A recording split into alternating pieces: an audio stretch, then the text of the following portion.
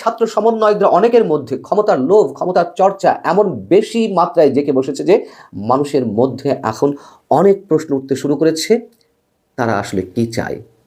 আজকের এই ভিডিওটা অতি গুরুত্বপূর্ণ। দেখা মাত্র প্রত্যেকটা বাংলাদেশী নাগরিক এটা ভিডিওটা শেয়ার করে দিবেন, কারণ আমি যে তথ্যগুলো দিচ্ছি। আসসালামু আলাইকুম। নতুন কোনো সংঘাত কি অনিবার্য, এমন প্রশ্ন খুব সঙ্গত কারণে উঠছে। সে বিষয়ে খুব ছোট করে আলোচনা করব। তবে আলোচনাটা শুরু করতে চাই আমাদের প্রধান উপদেষ্টা ডক্টর মোহাম্মদ ইউনূসের একটি বক্তব্যকে কেন্দ্র করে। বিশ্ববিখ্যাত ম্যাগাজিন দ্য ইকোনমিস্ট অধ্যাপক ডক্টর মোহাম্মদ ইউনূসের একটি সাক্ষাৎকার নিয়েছে।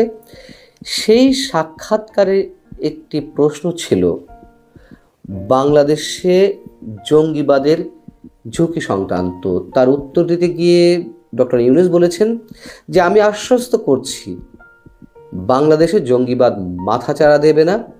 তরুণেরা ধর্ম নিয়ে নিরপেক্ষ, তারা নতুন বাংলাদেশ গড়তে চায়। এই তরুণেরা পুরো বিশ্ব পরিবর্তন করতে পারে। এটা শুধু একটি দেশ বা আরেকটি দেশ পরিবর্তনের বিষয় না। বাংলাদেশে যা করেছে এটি তার একটি উদাহরণ যে তরুণেরা কত শক্তিশালী। ডক্টর ইউনূসের এই যে বক্তব্যের অংশটুকু তার কোনো কোনো অংশের সঙ্গে আমরা একমত পোষণ করি এবং অনেক অংশের সঙ্গে দ্বিমত পোষণ করি। বাংলাদেশের জঙ্গিবাদের ঝুঁকি তৈরি হচ্ছে কিনা আমি সে বিষয়ে পরে আসছি। তিনি যে বলেছেন যে তরুণেরা শক্তিশালী, অবশ্যই তরুণেরা শক্তিশালী। তরুণেরা এখনই যা ইচ্ছে ভালো কল্যাণকর অনেক কিছুই করতে পারে। কিন্তু যে তরুণদের ইঙ্গিত করে তিনি কথাগুলো বলছেন ছাত্র সমন্বয়কদের উদ্দেশ্যে, সেখানে আমাদের এই মুহূর্তে এসে বিরোধিতার মাত্রাটি অনেক তীব্র হচ্ছে। এদেরকে অনেক মাথায় তোলা হয়েছে, মাথায় তুলে মাস্টার মাইন্ড হিসেবে চিহ্নিত করা হয়েছে, উল্লেখ করা হয়েছে। আর না,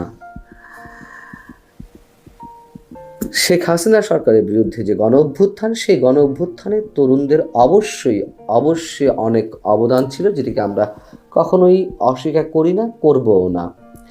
কিন্তু সেই তরুণদের, সেই ছাত্র সমন্বয়কদের অনেকের মধ্যে ক্ষমতার লোভ, ক্ষমতার চর্চা এমন বেশি মাত্রায় জেঁকে বসেছে যে মানুষের মধ্যে এখন অনেক প্রশ্ন উঠতে শুরু করেছে, তারা আসলে কি চায়। যখন দেশের পুরো ইতিহাস ঐতিহ্য বদলে দেওয়ার একটা গভীর চক্রান্তের সঙ্গে তাদের অনেকের কথাবার্তা মিলে যায়, তখন তো প্রশ্ন ওঠেই তারা আসলে কারা, তোমরা কারা, অথবা আপনারা কারা। এই যে তোমরা কারা, আপনারা কারা, এই প্রশ্নগুলো এখন অনেকেই তুলতে শুরু করেছেন। খুব বিশেষভাবে বলতে গেলে বিএনপি মহাসচিব মির্জা ফখরুল ইসলাম আলমগীর গত কয়েকদিন আগে লন্ডনে একটি সভাতে তিনি সরকারের উদ্দেশ্যে বলেছেন যে সংস্কার করতে হবে, রাজনৈতিক দলগুলো ক্ষমতায় এসে তারা সংস্কার করবে। পূর্ণ মাত্রার সংস্কার করার আপনারা কারা। পরবর্তীতে এসে তোমরা কারা শব্দটি উচ্চারণ করলেন BNP vice chairman doctor Asaduzzaman Ripon. আপনারা অনেকেই দেখেছেন তার বক্তব্যটি। শুক্রবার একটি টেলিভিশন টক শোতে ছাত্র সমন্বয়কদের নেতৃত্বে জাতীয় যে নাগরিক কমিটি, সেই নাগরিক কমিটির সভাপতি বা আহ্বায়ক এমন কিছু হবেন নাসিরউদ্দিন পাটোয়ারির সঙ্গে তার আলোচনা ছিল অতিথি হিসেবে। সেইখানে ছাত্র সমন্বয়কদের উদ্দেশ্য করে তিনি বলছেন যে তোমরা কারা। খুব যৌক্তিক প্রশ্ন। যৌক্তিক প্রশ্ন এ কারণে যে তারা কয়েকদিন আগে সিটি কাউন্সিলর যাদেরকে অপসারণ করা হয়েছে গত কয়েকদিন আগে, তাদের একটি অংশকে পুনর্বহালের জন্য তারা তাদের মতামত ব্যক্ত করলেন। এবং কী কারণে মতামত ব্যক্ত করছে সেটিও আমরা বুঝি। তারা নতুন দল করছেন, নতুন শক্তি দরকার, অনেকের সমর্থন দরকার, এগুলো নিয়ে আলোচনা করেছে। আর বিস্তারিত বলতে চাই না। যাই হোক, এই যে আওয়ামী লীগ সরকারের সময় তুমুল বিতর্কিতভাবে যে নির্বাচনগুলো অনুষ্ঠিত হলো, সেই নির্বাচনের মাধ্যমেই তো এই কাউন্সিলররা নির্বাচিত হয়েছেন। তাহলে তাদের সাথে কেন আঘাত করার চেষ্টা, সেই প্রসঙ্গে ডক্টর আসাদুজ্জামান রিপন এই কথাটি বলেছেন। এবং আমরাও এই তরুণদের উপরে ভরসা করতে চেয়েছিলাম, নতুন বাংলাদেশ বিনির্মাণের স্বপ্ন ওদের চোখে দেখতে চেয়েছিলাম। কিন্তু গত 4 মাসে তাদের যে নানান কর্মকাণ্ড, সেগুলোতে তারা নিজেরাই বিতর্কিত হয়ে উঠেছেন। 16ই ডিসেম্বরকে বদলে দেওয়ার নতুন ইতিহাস নির্মাণের চক্রান্ত চলছে, যা কখনোই সফল হতে পারবে না নিঃসন্দেহে। এবং জামাত থেকে বিচ্ছিন্ন হয়ে আসা কিছু নেতার নেতৃত্বে যে এবি পার্টি গড়ে উঠেছে, সেই এবি পার্টির একজন নেতা এখন প্রকাশ্যে এই কথাগুলো, এই বিতর্কগুলো তুলে দিতে চাচ্ছেন। তিনি নিজেই বলছেন যে এই বিতর্কের সামনে রাখতে চাই 16 ডিসেম্বর কেন আমাদের বিজয় দিবস হবে। এবং এই নাসিরউদ্দিন পাটোয়ারি এবি পার্টির সাথে সম্পৃক্ত ছিলেন। ছাত্র সমন্বয়কদের অনেকে ছাত্র শিবির করতেন, ছাত্র শক্তি করতেন। আমাদের কোনো আপত্তি নেই, কোনো আপত্তি নেই। তারা যদি বাংলাদেশের ইতিহাস বদলে দেওয়ার যে একটি ধারণা দেওয়ার চেষ্টা করছেন এবং মুক্তিযুদ্ধকে অনেক খাটো করে তুলে ধরার চেষ্টা করছে, তার উপরে 24কে তুলে ধরার চেষ্টা করছে, বাংলাদেশের মানচিত্র বড় করার নামে যুদ্ধের দামামা বাজানোর চেষ্টা করছে কেউ কেউ, উপদেষ্টাদের মধ্যে হতে কেউ, তখন তো তাদের উদ্দেশ্য নিয়ে আমাদের মনে প্রশ্ন জাগবেই। তখন তো অনেকেই প্রশ্ন উঠবে যে তোমরা কারা, আপনারা কারা, কিংবা ওরা কারা। বলছিলাম ক্ষমতার লোভ কিংবা ক্ষমতার চর্চা। এবং এই সরকার, বর্তমান অন্তর্বর্তী সরকার, ছাত্রদের দেশে পরিচালিত হচ্ছে, তাদের অঙ্গুল হেলনে অনেক কিছুই সরকারের কার্যক্রম পরিচালিত হচ্ছে, সে কথাও আমরা বুঝি, জানি। ছাত্র সমন্বয়ক প্রতিনিধি সরকারে রয়েছে উপদেষ্টা হিসেবে 3 জন, এবং তারা অনেক বেশি শক্তিশালী। এবং তারা যে ভাষায় কথা বলছে, তাদের যে বডি ল্যাঙ্গুয়েজ, এখন বিএনপি সহ বিভিন্ন রাজনৈতিক দলগুলোর পক্ষ থেকে এই ধরনের বক্তব্য প্রায় আমরা শুনতে পাচ্ছি। হয়তো তারা প্রকাশ্যে এখনো বলা শুরু করেনি যে তাদের অনেকের, আমি সবার কথা বলছি না, তাদের অনেকের বডি ল্যাঙ্গুয়েজটাই তারা মেনে নিতে পারছে না। সিনিয়র রাজনীতিবিদদের কীভাবে সম্মান করতে হয় তারা তা জানে না। আমরা তো এই তরুণদের চাইনি, এই ছাত্র সমন্বয়কদের চাইনি। এই রাষ্ট্র এবং সমন্বয়কদের উস্কানিতে ধর্ম নিরপেক্ষতাও বাদ দিতে চাই। যেই কথা দিয়ে আমি শুরু করেছিলাম ডক্টর মোহাম্মদ ইউনূসের যে বক্তব্য দিয়ে, সেখানে তিনি বলছেন যে এই তরুণরা ধর্ম নিরপেক্ষ।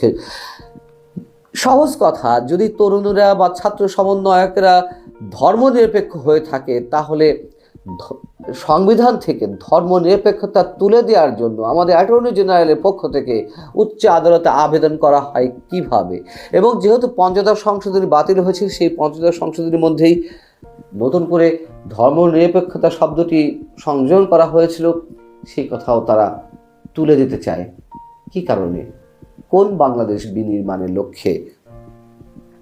এবং আমরা নিশ্চয়ই চারিদিকে মৌলবাদের একটি আস্ফালন দেখতে পাচ্ছি।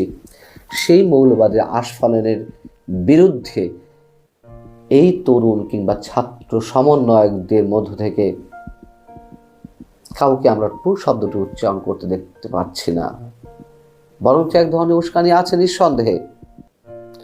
আমি তরুণ শব্দটা উচ্চারণ করতে বারবার আমি দ্বিধাগ্রস্ত হচ্ছি। তরুণ বলতে মনে হচ্ছে, বা ছাত্র বলতেই মনে হচ্ছে যেন এই ছাত্র সমন্বয়করা। নিশ্চয়ই না, তাদের বাইরেও তো আরও অনেক ছাত্র আছে, তাদের বাইরে আরও লাখো কোটি তরুণ আছে।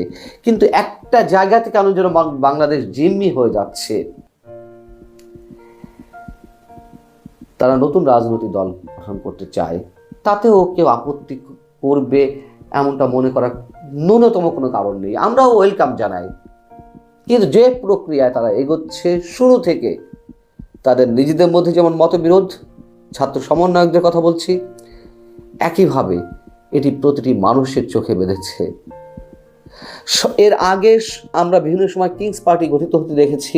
সেই কিংস পার্টি গঠনে সরকারের পক্ষ থেকে যেই সহায়তাগুলো দেওয়া হয়েছে, সেটি গোপনে, অপ্রকাশ্যে।